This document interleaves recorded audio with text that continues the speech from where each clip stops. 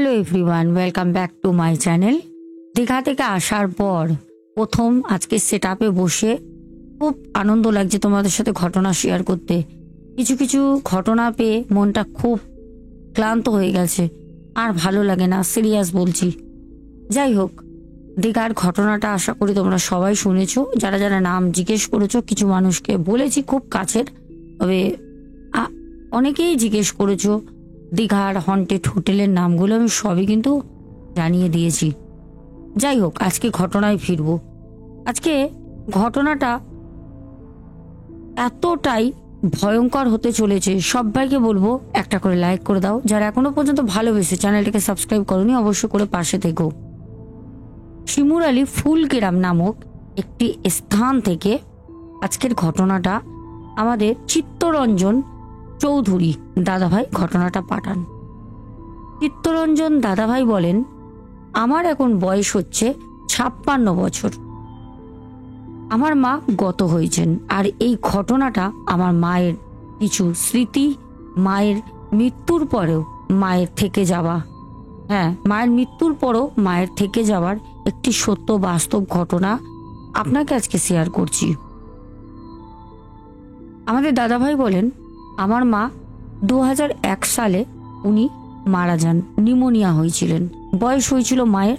মাকে আর বাঁচানো যায়নি, ডাক্তার, বদ্যি, কবিরাজ সব কিছু করানো হয়, কিন্তু যখন মায়ের নিউমোনিয়াটা ধরা পড়ে তখন অনেকটা দেরি হয়ে যায়। কলকাতায় অনেক ডাক্তার, অনেক হসপিটাল, অনেক নার্সিংহোম করি, কিন্তু কোনো লাভ হয়নি। আমার মা 2001-এ মারা যান। মারা যাবার পর, যেহেতু আমি বাড়ির বড় ছেলে, আমার একটি ভাই আছে। আমার ভাই কিন্তু বাইরে থাকে, ভাইকে খবর দেওয়া হয়, ভাই বাইরেই থাকে, বাইরেই মেয়ে বিয়ে করেছে, পুনেতে থাকে, তার দুটো সন্তানও আছে। মায়ের মৃত্যু, নিজের আপন মায়ের পেটের ভাই, তাকে খবর দেবো না, এটা কি হয়? ভাইকে ফোন মারফত আমি যোগাযোগ করলাম। ভাই আমাকে বলল, দাদা এই মুহূর্তে আমি আসতে পারবো না, তুই একটা কাজ কর, মায়ের সৎ কাজটা তুই করে দে, আমি হয়তো খুব তাড়াতাড়ি পৌঁছে যাব, আর হব্বিসি যেটা থাকে সেইটা আর মায়ের শ্রাদ্ধ শান্তিতে আমি তোর সাথে থাকব। ভাই আসতে পারবে না ভেবে আমার মনটা খুব ভারী হয়ে যায়, কারণ আমি একা মায়ের কাজ করছি। বাবা তো অনেক আগেই মারা গেছেন। নিজের ভাই থাকলে একটা সাহারা থাকে, যতই আমার বউ আছে, শ্বশুর বাড়ির লোকজন আছে, তবুও ভাই আসতে পারলো না। যাক, কোনো অসুবিধা নেই, আমি আমার শ্বশুর বাড়ির আত্মীয় স্বজন সবাইকে নিয়ে কিন্তু মায়ের কাজ করলাম। আমার ভাই আসলো ঠিক 13 দিনে কাজটা হয়ে যাওয়ার পর। খুব রাগ, ভাইয়ের উপর অভিমান, মুখটা ভার করে আছি, বুকের ভিতরটা কিন্তু কান্নায় ভেসে যাচ্ছে, মুখটা ভার করে আছি, ভাইয়ের সাথে কথা বলছি না। অভিমান হয়েছে যে আমার ভাই আসবে বলে এলো না, খুব রাগ। আমার বউ আমাকে বলল, দেখো তোমার ভাই তো পুনেতে থাকে, ওখানে কাজ কর্ম, সে তো এখানে ছেড়ে আসতে পারবে না, হয়তো ওই সময় আসলে তার চাকরিটা চলে যেত, একটু বোঝার চেষ্টা করো।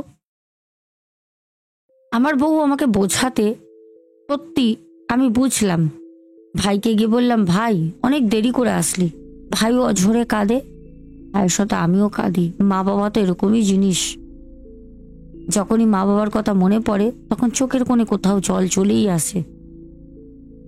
ভাই আমাকে বলল, দাদা আমি অনেক চেষ্টা করেছিলাম, আপ্রাণ চেষ্টা করেছিলাম, আমি ছুটি পাইনি রে, ওখানে সব নন বেঙ্গলি তো, বাঙালিদের মর্ম ওরা বোঝে না।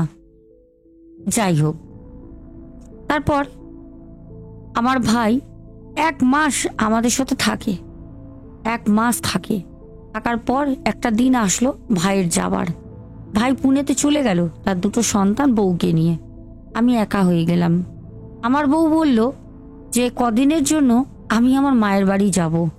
আসলে তোমার মা মারা যাওয়ার পর ঘরটা পুরো ফাঁকা হয়ে গেছে, সারাদিন কিছু না কিছু বলতেই থাকতেন। কোথায় সেই জিনিসগুলো সবসময় আমার মাথায় ঘোরে। একটা মানুষ জীবিত থাকলে তার কথা, তার হাঁটা চলা, তার চিৎকার, তার হাসি, এই এটা করিস না রে, এই ওখানে যাস না। আমাদের খুব কানে লাগে। দূর, ভালো লাগে না, সারাদিন চিৎকার চেঁচামেচি অশান্তি। ভালো কথাও ভালো লাগে না যখন মানুষ থাকে। চলে গেলে চিরতরে চলে যায়, তাকে তো আর পাওয়া যায় না। আর ইচ্ছা করে বললেও, ওমা একটু আমাকে বকা দাও তো, ওমা একটু চিৎকার করো তো, আর কোথায় মা? অটোর সামনে বসে মাকে বলবো? সেরকমই অবস্থা আমাদের দাদা ভাইয়ের হয়েছিল। দাদাভাই বলেন, মাকে খুব মনে করতাম। বাবা যখন মারা গেছে তখন ছোট থাকতো, বুঝতাম যে আমার বাবা মারা গেছে, কিন্তু আমার মায়ের মৃত্যু আমাকে খুব নাড়া দেয়, খুব নাড়া দেয়। পুরো বাড়িটা খাকা করছে, ফাঁকা। বউ চলে গেল আর মায়ের বাড়ি, আমি বাড়িতে একা। আমার একটা ছেলে, সে ক্লাস 12-এ পড়ে। তখন যখন 12 ক্লাস দেয় তখন 12-এ পড়ে, মানে বুঝতে পারছো মানে কত কম বয়সে দাদাভাইয়ের বিয়ে হয়ে যায়। দাদাভাই বলেন, ছেলেকে নিয়ে আমার বউ চলে যায়, আমি বাড়িতে একা। বাড়িটা এবার বলি, আমাদের বাড়িটা বর্ণনা দিই। আমাদের বাড়িটা হচ্ছে বাইরে দূরে একটা ঘেরা গিরিলের লোহার গেট, চারপাশে উঁচু করে পাঁচিল তোলা, আর ভেতরে আমার বিশাল বড় বাড়ি। এরম করে বাড়িটা করা, জানা ছিল না ভাই আমার বাইরে থাকবে। এরম বাড়িটা ভাই এসে ভাই তার সন্তান বউ নিয়ে ভালো মতো থাকতে পারবে। 4খানা কামরা বাড়িতে, 2টো রান্নাঘর, 2টো পায়খানা বাথরুম, আর বিশাল বড় সামনের ঢালা বারান্দা। ফুল গাছ, বেগুন গাছ, আলু গাছ, নানা রকম টগর ফুল গাছ, সবজি ফুল গাছ সব মিলিয়ে একদম একটা সুন্দর পরিবেশ। বাড়িতে কেউ নেই। বারান্দার সামনে উঠানে আমি চেয়ার নিয়ে বসে আছি। তখন আনুমানিক 6:30 7টা বাজে, সন্ধ্যাবেলা। আমাদের বাড়িটা একটু ভেতরে গ্রামের তো, চারপাশে ঝিঝি পোকার শব্দ, আর কিছুই শোনা যায় না। বসে আছি, বসে বসে খুব মনে পড়ছে আমার মায়ের কথা। আমার মা সন্ধ্যাবেলা ধুনো দিত, পুজো দিত। বৌমাকে বলতো, না না, সারাদিন তো রান্না বান্না কাঁচা ধোয়া পোলাপান মানুষ করছো, এখন আর তোমায় কিছু করতে হবে না। সন্ধ্যাবেলা যাও ছেলেটার কাছে বসো, পড়াশোনা করছে দেখো, বাবুর কি দরকার, আমি পুজো দিচ্ছি। আবার কোনো কোনো সময় দেখতাম হাতের মধ্যে ঝাঁটা নিয়ে উঠোন ঝাড় দিচ্ছে সন্ধ্যাবেলা। ও মা, সন্ধ্যাবেলা উঠোন ঝাড় দেয় না। মা বলতো, চুপ কর তো, নোংরা হয়েছে ঝাড় দেয় না। এ বলেছে, কোন গ্রন্থে তোতে লেখা আছে? আমার মা কোনো কিছু মানতেন না। সেই কথাগুলোই বসে বসে ভাবছি। আজ মা মারা গেল, প্রায় 1.5 মাস হতে যাচ্ছে। মা নেই, পুরো ঘরটা যেন খা খা করছে, ফাঁকা। যদি মা বেঁচে থাকতো আজকে, আমার মা আমার সাথে কত গল্প করতো। কারণ আমার মায়ের মৃত্যুর আগেও আমার বউ ছেলেকে নিয়ে অনেকবার তার বাবার বাড়ি গেছে। আমি আমার মা কত গল্প করেছি। মা মুড়ি মাখতো পেঁয়াজ দিয়ে, কুচো কুচো করে লঙ্কা, ধনে পাতা, মূলো, কড়াইশুঁটি, আলু সেদ্ধ সব দিয়ে ঝালমুড়ির মতো করে সেই লেবু চিপড়ে দিয়ে আমাকে এক বাটি ধরিয়ে দিত, তাতে বাদাম আর ঝুড়ি ভাজা দিয়ে বলতো, বাবু এগুলো খা, আমি একটু লাল চা করে আনি। আমার মা বরাবরই দুধ চা পছন্দ করতেন না, উনি লাল চা খেতেন। সব কথা যেন স্মৃতিচারণ হচ্ছে, আমি সেগুলো মনে করছি। আমার খুব খুব খুব কষ্ট হচ্ছে, বুকটা ফেটে যাচ্ছে, কিন্তু আমার এত কষ্ট হচ্ছে, কিন্তু আমি বলার মতো কেউ আমার কাছে নেই। বউর সাথে গল্প করবো, বউ তো চলে গেছে তার মায়ের বাড়ি, আমি কার সাথে কি বলবো? খুব খুব কষ্ট হচ্ছে, খুব কষ্ট হচ্ছে। হঠাৎ হঠাৎ করে একটা দমকা হাওয়া আমার গায়ে এসে লাগে, ঠিক আমার ডান সাইড দিয়ে, খোলা বারান্দা। আমি হট করে সম্মিত ফিরে পেলাম, একটা যেন অন্য জগতে মায়ের কথা ভাবতে ভাবতে কোথাও হারিয়ে যাই। আমি চারপাশে দেখলাম, আরে হাওয়া দিল কেন? বেশ একটা ঠান্ডা গোল মতো একটা ঝোঁকা হাওয়ার আমার গায়ে লাগলো, কিন্তু আমি লক্ষ্য করছি কোনো গাছপালা তো নড়ছে না। এত বাড়িতে ছোট বড় গাছ, সবজি গাছ, ফুল গাছ, নানা রকম গাছ, কই কোনো গাছ তো নড়ছে না। তাহলে হাওয়াটা কোথা দিয়ে লাগলো? এসে হঠাৎ আমি চমকে উঠলাম, কিন্তু ভয় পাইনি। একটু ভয় লাগছিল, কিন্তু আমি অন্য কোনো ভয় পাইনি।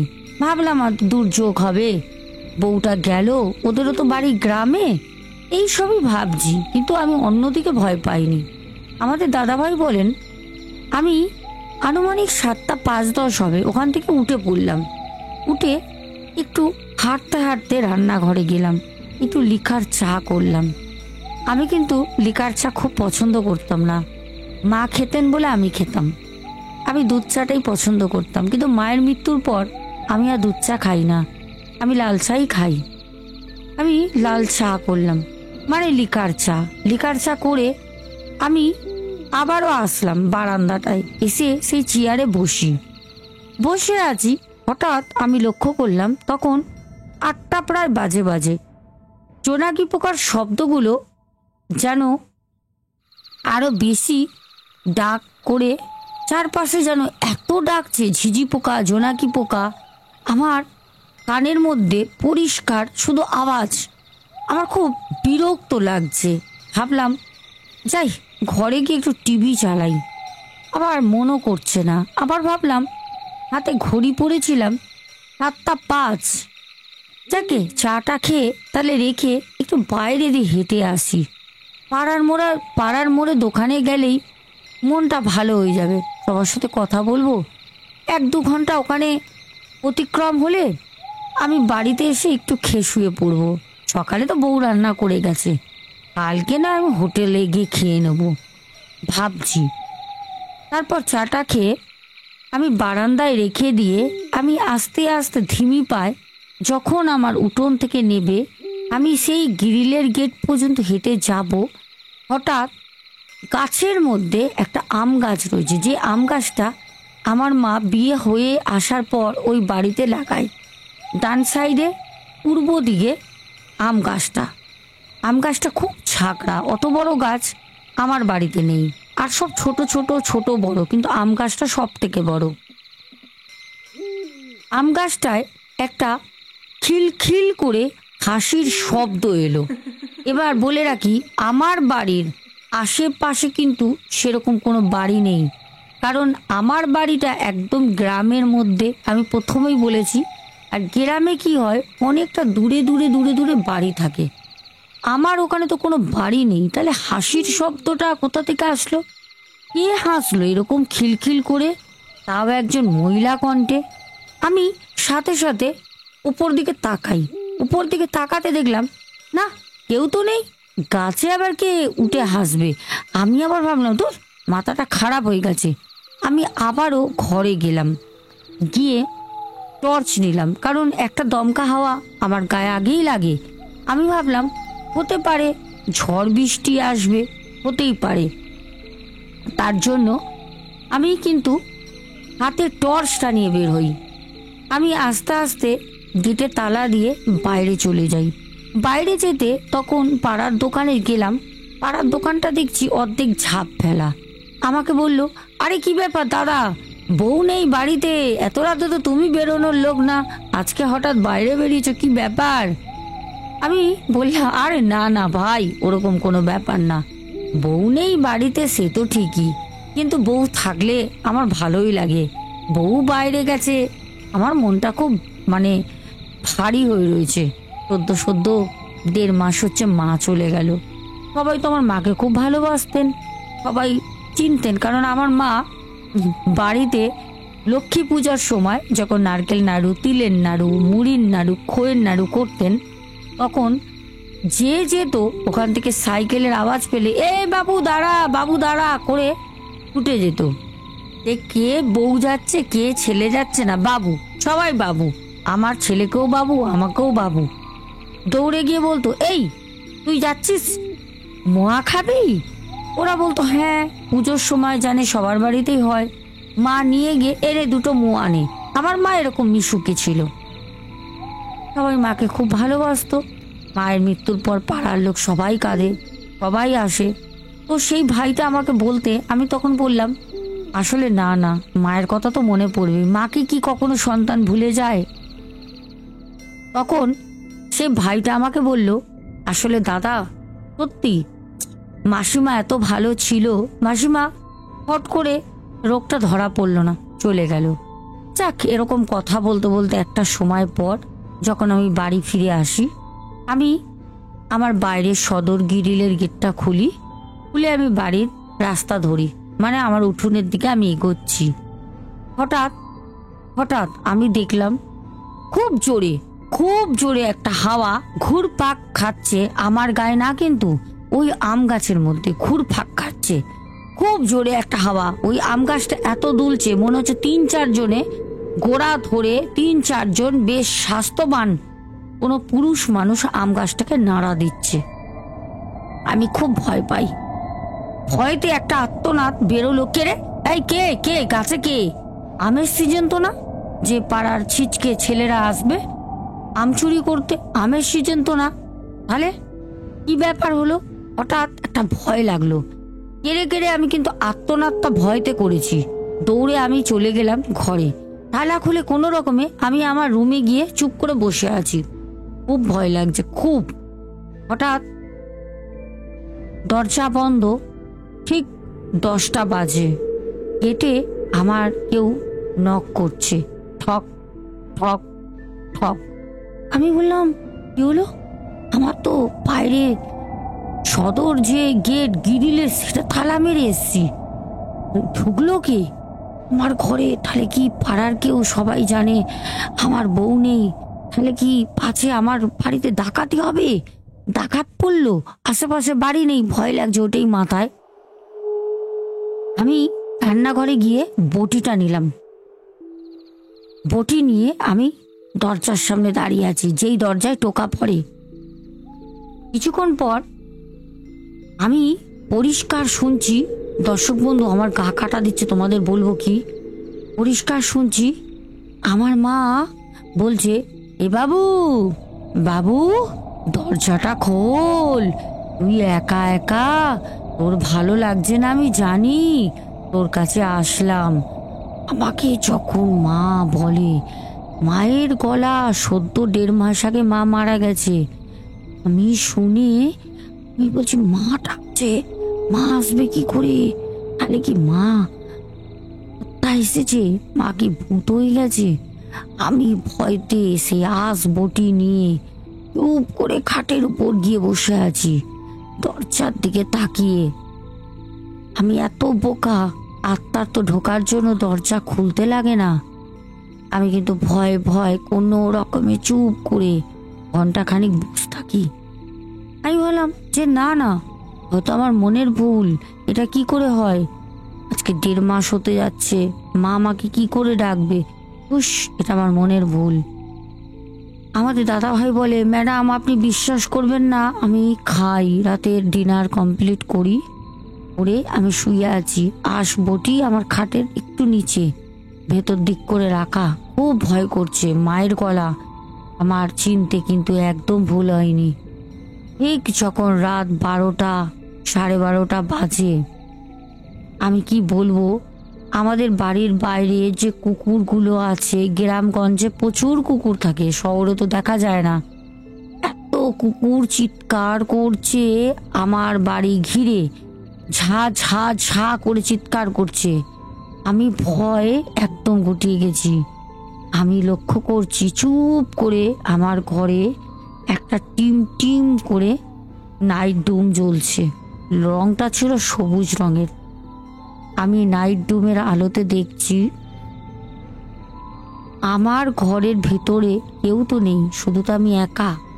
কিন্তু আমি দেখলাম আমার ঘর থেকে আমার মা মাথায় কাপড় ধোয়া, মা ঘোমটা দিয়ে থাকতেন, মায়ের মাথায় ওরকম ঘোমটা টানা, মা গেট থেকে বাইরে বেরিয়ে গেলেন। কিন্তু এটা কি করে সম্ভব? গেট তো আমি ভিতর দিয়ে বন্ধ করে শুয়ে আছি, মা বাইরে বেরিয়ে গেলেন, তাহলে মা ঢুকলো কখন? আমার শরীর পুরো ঠান্ডা হয়ে যাচ্ছে, প্রচন্ড ভয় পাচ্ছি। কিছুক্ষণ পর আমি মা তারাকে ডাকি, মা গো কি দেখাচ্ছ মা? বাড়িতে কেউ নেই, খুব ভয় লাগছে মা, আমার স্ট্রোক হয়ে যাবে মা, আমি মারা যাব মা। মা তারা, মা তুমি আমাকে বাঁচাও, রক্ষা করো মা। মনে একটা সাহস আসলো। হঠাৎ আমার মন আমাকে বলল, রে ও তো তোর মা, মাকে দেখে তুই ভয় পাচ্ছিস? মায়ের কথা ভেবে আজও কাঁদিস? মা তো সেই কষ্ট মা ভুলতে পারিনি, মায়া ত্যাগ না করতে পেরে বাড়িতে আছে, যেন আমার মনে এসে আমাকে কেউ বলছে। আমি দরজাটা খুললাম, আস্তে করে দরজাটা খুলে একটা চোখ দিয়ে দেখি, হে ভগবান, হে মা তারা, আমার মা বাইরে উঠোন ঝাড় দিচ্ছে। রাত প্রায় 1টা 1:30 বাজে। এ কি সর্বনাশ! আমার মা উঠোন ঝাড় দিচ্ছে। সব থেকে ভয়ঙ্কর, শরীরের মধ্যে একটা শিহরণ খেলে গেল। সেটা হচ্ছে আমার মাকে যে লুকিয়ে লুকিয়ে আমি এক চোখ দিয়ে দেখছি। আমার মা ঝাঁটাটা উঠোনের মধ্যে ফেলে দিয়ে দাঁড়িয়ে আমার দিকে তাকিয়ে হাসছে, আর ভারী ভারী গলা, সে বিকট তার রূপ। আমি মাকে মায়ের মতো করে দেখিনি, তার বিকট রূপে সে আমাকে বলছে, কিরে বাবু, তুই আমাকে ভয় পাচ্ছিস? সব দেখানো মাকে মনে করা, তুই আমাকে ভয় পাচ্ছিস? আমি মাগো করে চিৎকার করে ওখানেই জ্ঞান হারাই। কিচ্ছু জানি না। সকালবেলা আমার বাইরের সদর গেট টপকে পাড়ার ছেলেরা ঢোকে। তারা ঢুকে আমার দরজা খোলা, আমি পড়ে আছি দরজার সামনে, চোখে মুখে জল দিয়ে আমার তারা হুঁশ আনে। আমাকে বলে, দাদা ভাই কি হয়েছে? এ দাদা পড়ে আছিস, কি হয়েছে? নানা রকম সবার কথা। সদর গেটের সামনে দেখছি কত বউ মেয়ে দাঁড়িয়ে রয়েছে, কত লোক বয়স্ক। আমি বললাম, চাবিটা আছে ওখানে দেয়ালের পেরেকে, গিয়ে গেটটা খুলে দে তো ভোলা। একটি পাড়ার ছেলেকে বললাম, ওই আমার চোখে মুখে জল ছেটাচ্ছিল। দরজা খুলতে সদর গেট দিয়ে সবাই ঢুকে বলল, কিরে সদ্য মাকে হারিয়েছিস? আহারে, বউটার কি জ্ঞান আক্কেল নাই? বউটা চলে গেল বাপের বাড়ি। 1.5 মাস না যেতে যেতে তোকেও তো সাথে নিয়ে যেতে পারতো। তুই তো কোনো অফিসে কাজ করিস না বাপু, তোকে রেখে গেল। কি হয়েছে? আহারে, মাটা চলে গেল 1.5 মাসের মধ্যে, তোরও কি হলো রে? আমি তখন সবাইকে বললাম। আমাদের দাদা ভাই বলেন, প্রথম প্রথম আমার ছেলেটা, আমার বউ সবাই ভয় পেত। আমার মা সেই আম গাছে থাকে। হ্যাঁ, আম গাছে আমার মায়ের আত্মাটা আছে এখনো। আমরা সব সময় না, মায়ের মৃত্যুবার্ষিকী আর মা যেদিনকে মানে মায়ের শ্রাদ্ধ শান্তির কাজ করা হয়েছে সেই দিনকে, আর বিশেষ করে আমাবস্যা, পূর্ণিমা, খুব ভারী বারগুলোয় আমার মায়ের আত্মা দেখা যায়। আমার মা আম গাছে বসে পা দোলায়। আমার মা পান খেতে চায়, পান, দোক্তা পান খেত মা, জর্দা পান খেত। মায়ের পানের নেশা ছিল।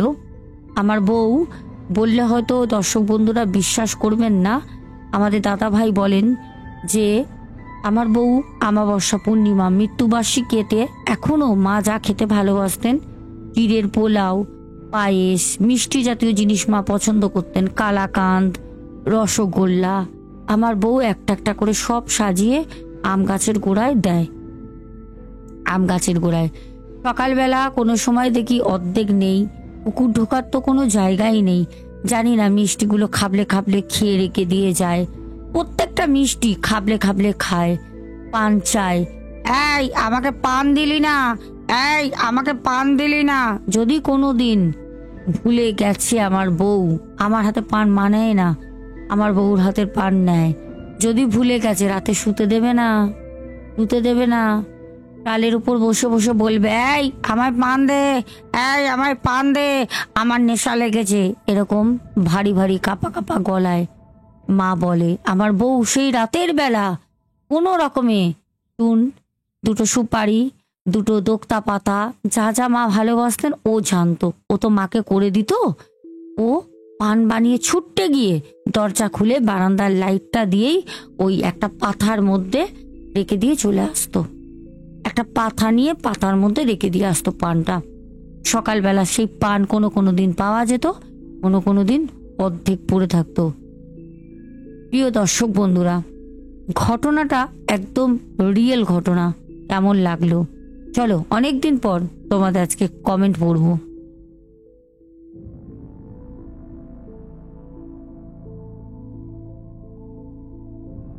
দর্শক বন্ধুরা, আজকে তোমাদের ওখানে যারা যারা যেখান থেকে ঘটনাটা শুনছো, তোমাদের ওখানে বৃষ্টি হচ্ছে। আমাদের এখানে কিন্তু বিকেল থেকে 5:30 দিয়ে বৃষ্টি নেমেছে, যেটা বলে নিম্নচাপ। হয়েই চলেছে, কখনো বাড়ছে কখনো কমছে, চলছে। আজকে আমার খুব ইচ্ছে হচ্ছে তোমাদেরকে আমি একটা কথা বলি, সেটা হচ্ছে তোমরা কমেন্টে লিখবে যে আমার ঘটনা তোমরা কে কোথা থেকে শুনছো। সবাই লিখবে তোমাদের জায়গাগুলো, ঠিক আছে? আর হ্যাঁ, আরও কমেন্টের আগে পড়ার একটা কথা বলি, যারা যারা আমার কাছ থেকে মায়ের আশীর্বাদ স্বরূপ কাজ করিয়েছিলে সবার কাজ কিন্তু আমি অলরেডি শিপিং করে দিয়েছি। কালকে আশা করি তোমরা সবাই মেসেজ পাবে, 2-3 দিনের মধ্যে জিনিস পেয়ে যাবে। যারা যারা পাওনি, ভুল হয়েছিল, কোরিয়ার বয় ভুল করেছিল, এর আগে এত মাস ধরে জিনিস দিচ্ছি, কোনো দিন ভুল হয়নি। কোনো কারণবশত নতুন একটি কোরিয়ার বয় ভুল করে ফেলেছিল। যাই হোক, ওরা আমাদের মানি রিফান্ড করে দিয়েছে, অসুবিধা হয়নি, তোমাদের জানিয়ে দিলাম। আর রিফান্ড না করলেও আমি তোমাদের কাছ দিয়ে নিতাম না, কারণ দায়িত্বটা আমার থাকে না। তোমরা তো তোমাদের অসুবিধার জন্য কাজটা করিয়েছো। জয় মা, মাগো। চলো এবার তোমাদের নামগুলো পড়ি।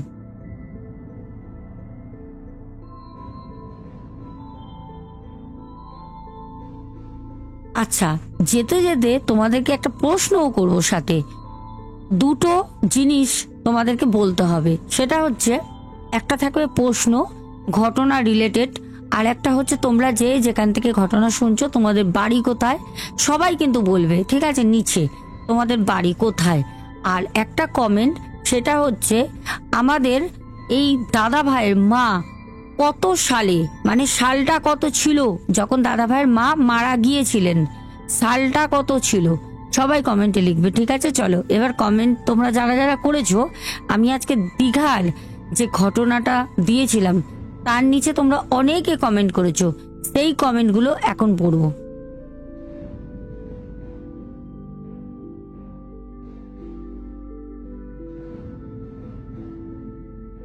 প্রথম কমেন্ট করে আমাদের সিয়াস ভাই। তোমরা অনেকেই কিন্তু ইন্টেলিজেন্ট হয়ে গেছো, তোমরা হোটেলের নাম ডিসকাস করেছো, নিজের আলোচনা করেছো সব, কিন্তু আমি কিন্তু সরি, তোমাদেরকে কিন্তু নাম আমি বলবো না এখন, কারণ আমি হিলিং প্রসিডিওর যেটা করে এসেছি, আগে ওদের কাছে রিপোর্টটা পাবো, নাহলে আমি আবার যাবো দীঘা। তো সেই কাজটা আশা করি হয়ে যাবে। এর আগে প্রচুর করেছি, তারাপীঠও করেছি, একা হয়ে গেছে। তো তারপর তোমাদের আমি নামটা বলে দেবো, ঠিক আছে? আচ্ছা, সিয়াজ ভাই ফার্স্ট, টুকাই বেরা দিদি ভাই, তারপরে আমাদের ভাস্কর অধিকারী, নেহা মাইতি, স্বর্ণালী, পরপর 4টে কমেন্ট করে। তারপরে টুকু সাবারওয়াল, তারপরে জয়শ্রী ঘোষ, কিষাণু মান্না, পায়েল রয়, সন্ধিয়া মণ্ডল, তারপরে রূপা দে, তারপর কমেন্ট করেছে DSSB ফ্যামিলি। আচ্ছা, বলেছে এমন ঘটনা শুনতে ভালো লাগে নি। আচ্ছা, আর মামনি বলেছে শুনতে ভালো লাগেনি তো কি করতে এসেছেন। হ্যাঁ, যান অন্য ঘটনা শুনুন, ওখানে এমন বলবেন না, ওনার ঘটনাগুলো খুবই সুন্দর, একদম রিয়েল, বুঝেছেন? আচ্ছা, আমি এবার একটা কথা বলি, DSSB ফ্যামিলি, তুমি আমার অনেক পুরনো একজন পরিচিতা, আমি জানি। আচ্ছা, আমি বলি, ঘটনাটা শুনতে হয়তো ভালো লাগেনি, কারণ বলে না কারবার সাজ কিছুকো আচ্ছা নেই লাগতি হে, এরকম একটা কথা আছে, যদি আমি হিন্দি পারি না। তো এখানে ব্যাপারটা হচ্ছে যেটা রিয়েল হরার স্টোরি, যেটা হন্টেড হোটেলের রিয়েল স্টোরি আমি তুলে ধরেছি। আর শুনতে হবে, কারণ যেভাবে মা বাবা যদি অকৃতজ্ঞর মতো মদ্যপ অবস্থায় টিভি গান চালিয়ে রুমের ডোর খুলে ঘুমিয়ে পড়েছে, বাচ্চা একটা মেয়ে 4.5-5 বছর কি 5.5 বছরের মেয়েটির ওপর তাদের কোনো খেয়ালই নেই। তো আমি রিয়েলটা তুলে ধরেছি, কেন ভালো লাগেনি তুমি আমাকে DBBS ফ্যামিলি অবশ্যই কমেন্টে জানিও। আর তুমিও আমার অনেক পুরনো, মামুনিও আমার বোন অনেক পুরনো। আমি সবাইকেই একটা কথা বলি, যে যেটা সত্যি আমি সেটা বলি, সেটা ভালো লাগুক নাই লাগুক। দেখো ভাই, আমি কোনো বানানো গল্প এখানে বসে আমি বলি না। আমাকে অনেক মানুষ আছে যারা গল্প বলে, এরকম আমি পড়তে পড়তে দূর সব বানানো গল্প আমি আর পড়িই না। অনেকে আছে এরকম ঘটনা পাঠায় না, ওগুলো ঘটনা না, ওগুলো ওই ঠাকুমার ঝুলি বা তাদের বয়োজ্যেষ্ঠ ঠাকুমা দাদু যারা বানিয়ে বানিয়ে মা গল্প বলেছে সেগুলি অনেকে শোনায় আমাকে, আমি কিন্তু বুঝে যাই, তাই জন্য আমি সত্যিটা তুলে ধরি। তারপর ভাস্কর অধিকারী বলেছে না কখনো না, আচ্ছা কিছু একটা ও বলেছে। তারপরে আবারও বিবিএস ফ্যামিলি বলেছে দিদিভাই ঘটনা শুনে খারাপ লাগলো তাই। হ্যাঁ, এইবার তুমি ক্লিয়ার করে দিয়েছো, ঘটনাটা শুনে সত্যি সবারই খারাপ লাগার কথা। আমিও যখন রিয়েল জিনিসটা জানি, ওরা তো অনেক কিছুই হাইড করে গেছে, ওদের অ্যাকচুয়ালি বাচ্চাটার মৃত্যুর পরেও ওদের ওখানে 2-3টে মার্ডার কেসও হয়েছে, মানে সুসাইডও করেছে, মার্ডার হয়েছে, ওরা সবই চেপে গেছে। যাই হোক, তারপরে হচ্ছে পাপ্পু দে, তারপর হচ্ছে আব্দুল হক ভাই, তারপরে হচ্ছে অশোক কোলে, এই সরি আশিস কোলে। আচ্ছা, তারপর এস দেব রয় বলেছে সো সুইট দিদিভাই। পিন্টু ঘোষ বলেছ দারুণ লাগলো, ভেরি নাইস। শুভঙ্কর ঘোরই দিদিভাই তুমি আমার ঘরের কাছাকাছি দিয়ে চলে গেলে, তাতে কি হয়েছে, আমি দীঘা আবার যাব, কথা হচ্ছে আরেকটি হোটেলে যাব। আচ্ছা, রেশমি ভট্টাচারিয়া, তারপরে শামিমা সামরোস, দিদি আপনি কত এনজয় করতে পারেন, সাথে কত জায়গাতে যেতে পারেন।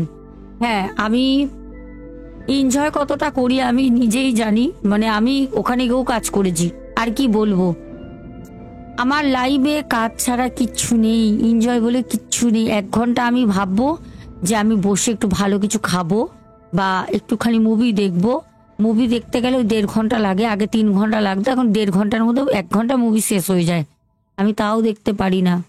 আমাকে কেউ ফোন করবে, কারোর প্রবলেম, এবার আমি ভাবি অনেক সময় দূর যে যা করছে করুক, এখন আমি মাথা ব্যথা করছে কারোর ফোন ধরবো না, কিন্তু আমি না ধরেও পারি না, বুকের ভিতরটা কাঁদে, নিশ্চয়ই কারোর খুব কষ্ট আমায় ডাকছে। যাই, প্রদীপ দাস, পায়েল রয়, সুজাতা দাস, তাপসী, পাপ্পু দে, সন্ধ্যা মণ্ডল, রেশমি ভট্টাচারিয়া, আচ্ছা সৌমেন মহাপাত্র, এস দেব রয়, ভালো আছি ভাই সৌমেন, তুমি কেমন আছো? রেশমি ভট্টাচারিয়া, তারপর আমাদের হোয়াইট কিং বনু বলেছে লাভ ইউ দিদি, লাভ ইউ টু বনু। তারপরে শতাব্দী দেব, হোয়াইট কিং বনু আবারও কমেন্ট করেছো, রেশমি ভট্টাচারিয়া, প্যান্থার গেমিং ওয়াইটি, তারপর রাজীব জয়সওয়াল, বর্ষা সরকার, হোয়াইট কিং বনু, সুমনা ভট্টাচারিয়া, পায়েল মণ্ডল, এস কে কালিম দাদা ভাই, বাহ অনেক দিন পর দাদা ভাইয়ের কমেন্ট পেলাম। বনশ্রী দে, তারপরে অমৃতা ঠাকুর, তারপরে অরূপ ভট্টাচারিয়া, গৌরী দে, জিনি ভট্টাচারিয়া, তারপরে ভক্তিগীতি অনেকদিন পর, কেমন আছো তুমি? আচ্ছা, তারপরে আমাদের পিয়ালি ভারদ্বাজ, তারপরে ঝুমা মিত্র আমাকে রেড হার্ট দিয়েছো, তোমাকে অনেক ভালোবাসা বোন। তারপরে আমাদের কিং কোপরা, আচ্ছা, তারপরে আবারও ঝুমা আমাদের কমেন্ট করেছো, দিদি তুমি দীঘার যাবার ব্লগ শেয়ার করো। আচ্ছা ঠিক আছে, আমি দীঘার একটি ব্লগ সুন্দর করে তোমাদের কাছে দিয়ে দেবো। অমিতা দাস, তারপরে বাবলি মল্লিক, তারপরে কৃষ্ণা মুখার্জি দিদিভাই, স্পিতা পাল, তারপরে রেশমি ব্যানার্জি, তারপর অ্যাঞ্জেলিনা সোরেন, নীলিমা সিং, চন্দনা গোপে, সেওসি, পরপর 2টো কমেন্ট করে। হ্যাঁ, সৌম্যদীপ বলে এই হোটেলটায় আমি মাল খেয়ে পড়েছিলাম, হায় ভগবান। উত্তম দাস, তারপরে পূজা, আমাদের পূজা বোন, পূজা জিএন, আচ্ছা ভিডিওটা এইরকম ভাবে করেছো কেন দিদি ভাই, পর্দাটা এত ছোট আর লম্বা দেখাচ্ছে, ভালো লাগছে না গো। কেন, ঠিকই তো আছে, কোনো সময় না কোনো সময় আমি এরম ভাবে শ্যুট করেছি, কোনো সময় আমি এরম ভাবে, ওর জন্য বাইরে গেলে না ভাই ওইসব ভূত পেট তারা তো মাথায় থাকে না, তোমাদেরকে আমি ফুটেজগুলো দিই, এইটাই যথেষ্ট। জলি হাজরা, সিদ্ধার্থ পুরো কায়াত, তারপরে কমেন্ট করেছো শ্রেয়াস ভাই, আচ্ছা তার নিচে কমেন্ট শ্রেয়াস ভাই বলেছো কালকে শুনেছিলাম, তারপরে একটু নেট ঘাটলাম, আচ্ছা ছবি ইউজ করে, এটা কি ক্লাসিক ইন দিদি ভাই, আমি তো বলবো না। আচ্ছা আর আমাদের শ্বেতা কোলে, বাবা সব ইন্টেলিজেন্ট জাসুস আমার ভাই বোনরা, বলেছে হ্যাঁ শিওর ক্লাসিক ইন। আমরা গিয়েছিলাম 2022 সালে, তবে কোন রুমে মনে নেই। 3-4 তলায় হবে। দেখেছো সব কত বুদ্ধিমান, দেখো সিআইডি সব। শ্বেতা কোলে বলছে দিদি ভালো আছো, অনেকদিন পর কমেন্ট করছি, আমিও গিয়েছিলাম। আচ্ছা ঠিক আছে, আর বললাম না, বুঝে গেছি। তারপরে শ্বেতা কোলে আবার বলেছো আচ্ছা ঠিক আছে। তারপরে অপর্ণা রয়, তারপরে আমাদের দাস পরিবারের সোমা। অনেক অনেক ভালোবাসা রইল সবাইকে। তোমরা কোথা থেকে আজকের ঘটনা শুনছো? আর আমাদের দাদা ভাইয়ের মা কত সালে উনি মৃত্যুবরণ করেন, দুটো আমাকে কিন্তু প্রশ্ন, একটা প্রশ্ন আর একটা ভালোবেসে জিজ্ঞেস করলাম। কমেন্টে কিন্তু জানাতে ভুলবে না। এখনের মতো love you all, good night, tata.